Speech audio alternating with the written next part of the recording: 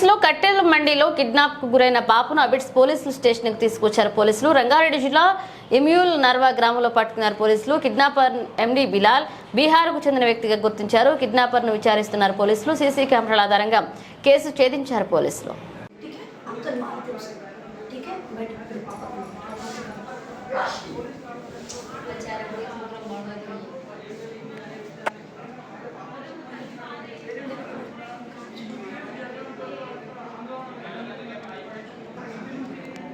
सुबह कुछ खिलाया ब्रेकफास्ट दिए ऑटो में क्या खिलाया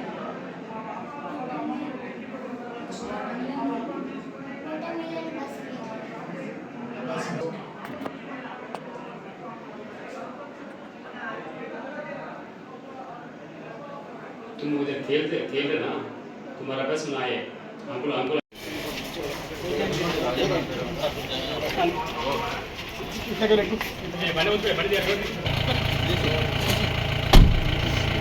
बने